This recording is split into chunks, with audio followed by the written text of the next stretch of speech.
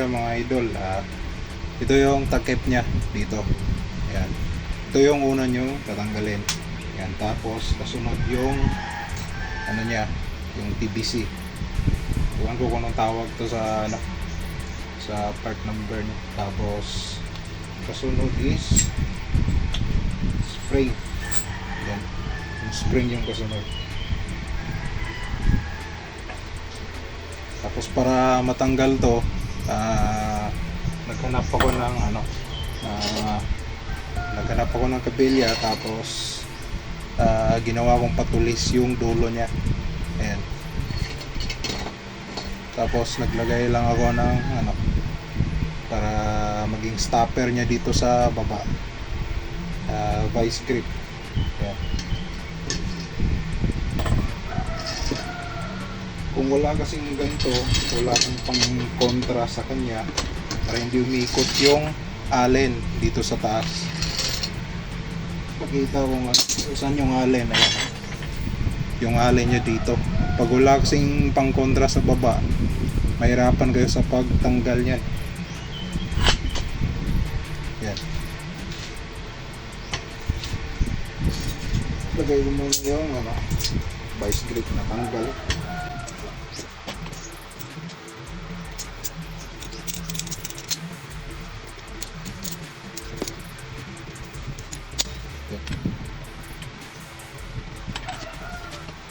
Kailangan yung pukpukin dito sa ano, sa taas. Wait lang, try ko ilipat yung ano, cellphone.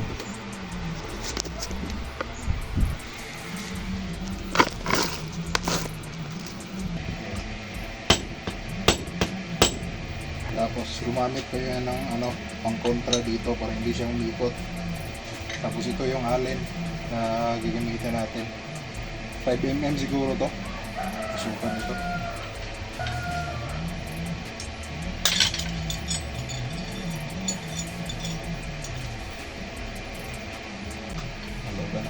Tatanggal na yan.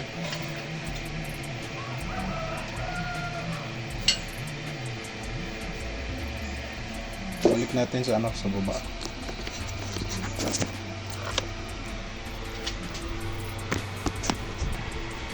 Yan, kapag nagtanggal kayo nito, ingatan nyo to, baka maiwan sa ano, sa loob. Ayan. Tapos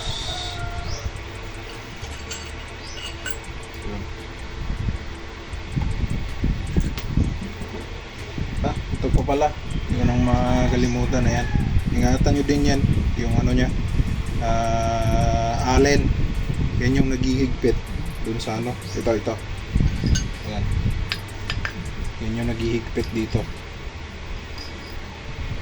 Ingatan nyo din to, may ano yan, may washer. Ayan. Palitan ko muna ng oil seal tsaka yung dust seal nya.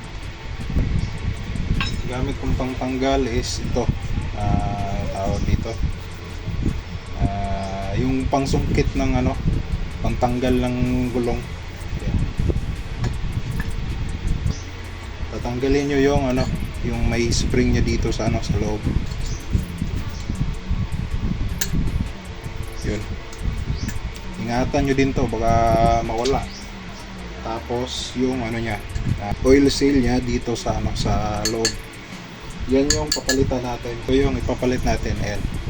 Original, genuine mismo ng ano, Rouser Release 135. Set na yan. Yung isa nakabit ko na. Yung sa may right side, yung may ano, sa may caliper. Tanggalin ko muna to. Medyo mahirap ito tanggalin.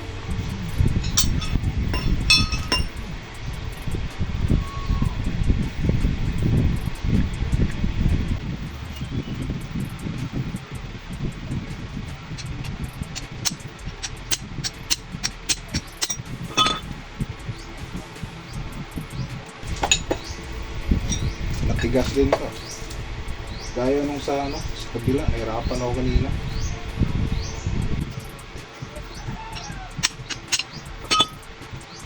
Kailangan nyo ko lang ano, lagyan ng sapin para hindi masira yung ito. Ayan.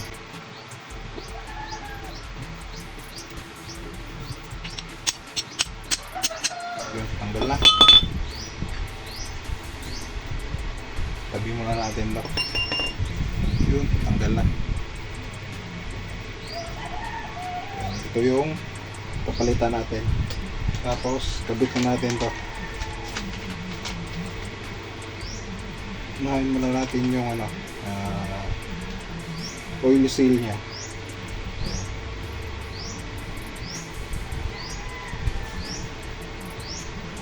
Bearing para hindi masira yung ano, oil seal. Ayan.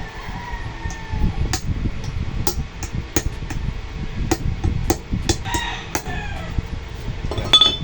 Pasok siguro. Ayan. Pasok na. Ibalik nyo na lang yung tinanggal nyo dito kanina. Ito. Linisan ko muna.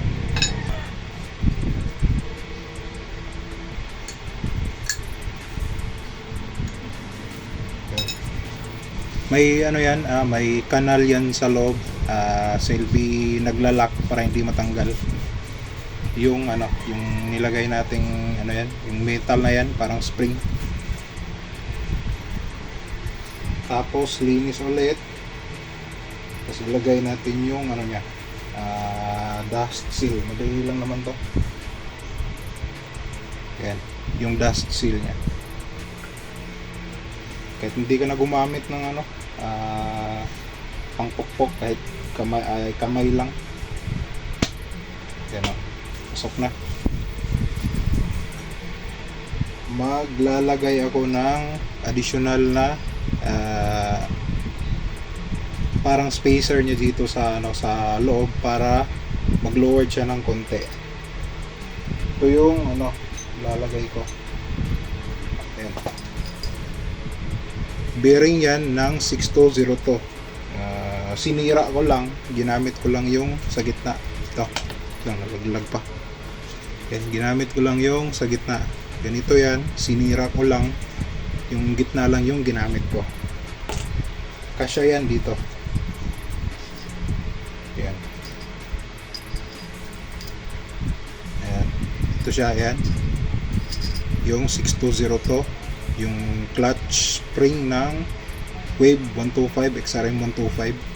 Tapos ito yung stock original niya na ano, spring dito sa loob. Ayan. Tapos pwede nyo nang ikabit. Ibalik.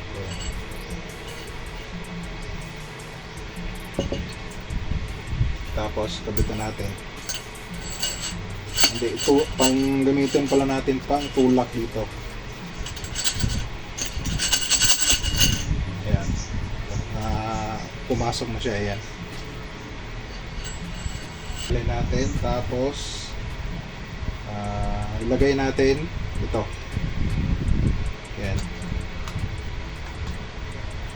Basta huwag niyong kalimutan ibalik to, ayan. Tapos kabit na dito sa ano, wait lang. Linisan ulit natin. Pero gamit na yung ano, malinis na pang punas. Gamit ko yung ano, tissue.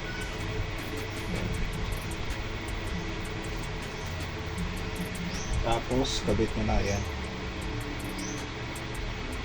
Tapos yung ginamit kong ano, pang kontra niya dito sa loob pag naghigpit na tayo ng allen. Yan. Hindi ko na siguro ito ano, ipapakita kung paano ko higpitan. Nakita nyo naman siguro yun kanina pag ano, ng pagtanggal ko. Same lang din yung ano niya, procedure. Kailangan may pangkontra kayo dito sa ano, sa baba para hindi umikot pag nag-higpit kayo. Ayan.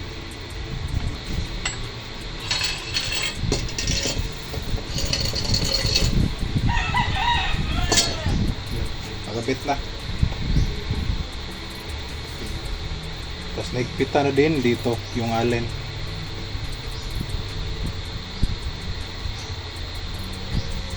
Tapos lagay natin yung ano, spring niya sa loob.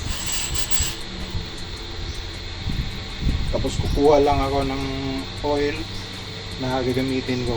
Yung gagamitin ko o yung ilalagay ko sa loob is ano, 165 ml. Ayan, pakita ko ulit kung ano yung gagamitin ko. Ayan, Petron ETF. maglalagay na tayo ng oil. Yan, ito yung gamit ko na pangsukat 2T. Yung pangsukat kasi yan. Yan, 150 ml. Tapos gumamit lang ako ng syringe 10 ml. Una, nagsukat ako ng isang 10 ml. Tapos dito sa yung kalahati niya 5 ml, nagkumuha din ako ng sukat. 15 ml yung kinuha ko dito na sukat. Linagay ko dito o dinagdag ko dito yung 15 ml para maging 165 ml yung ilalagay ko per quart.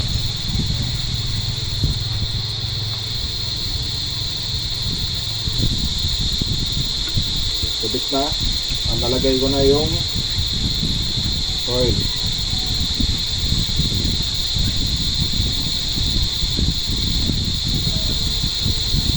Yan. Okay, siguro yan. Tapos lagay nyo yung yung PVC. Dapat itong maliit na butas, ayan, yan yung maunang ipasok. Ito yung sa taas. Ayan. Ayan na.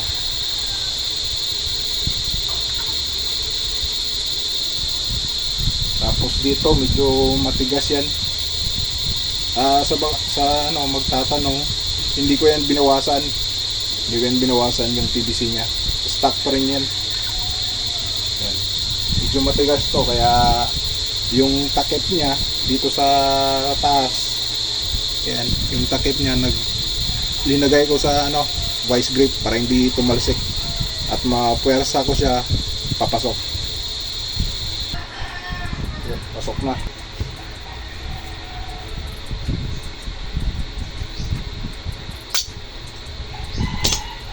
Yan, all goods na yan. Ihigpitan na lang. Linisan muna natin. Check natin yung flame.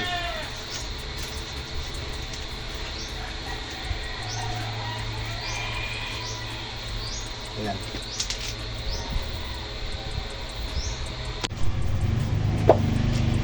Kakabit na natin yung front port nya dito sa may left side.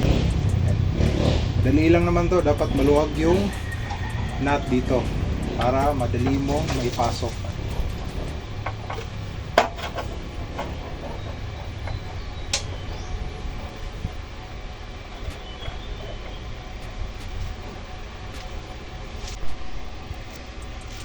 Hindi ko na napakita kanina kung paano ko